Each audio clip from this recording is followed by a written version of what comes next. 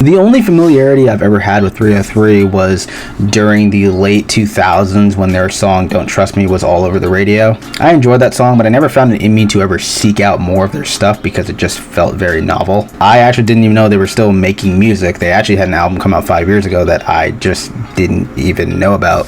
I recently saw that they had a song with 100 gecs.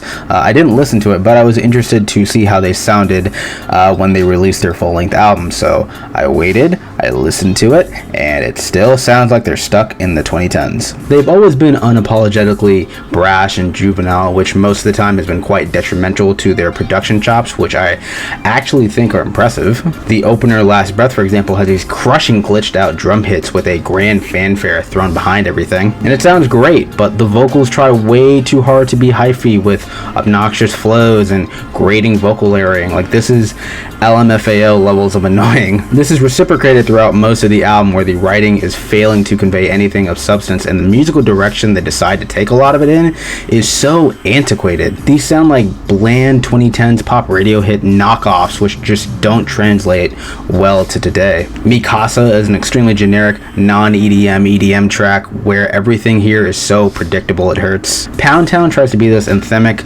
electro rock tune to play at parties, but the 2010 cliches just ruin it. Skid Marks is horrendous. This is probably the worst song of the year in my book. Not only do the sappy instrumental and sad vocal delivery feel very artificial, but the song also cannot stop its constant urge to make a relationship analogous to poop. It does not stop with the shit metaphors. It's not funny, but it just keeps going. It treats the listener like they're dumb. It's actually quite degrading to listen to. Vampire's Diet does nothing for me. It's not relatively tedious to listen to, but it was just in one ear out the other. And the track with 100 gecs is a mess. The two don't mesh at all. It sounds like a bad YouTube mashup, and the pacing is so unorganized. I had a tough time comprehending what I'd heard after I finished the track. There were a few songs I did like. I'm So Sad is decently catchy, and this is a rarity on the track listing where it reflects on what it's like being older, not having kids, and also citing this notion that you are forever doomed to be sad no matter how much you have, which I liked a lot. MAYNE on a Leash has a lot of interesting sonic ideas that flow together very well,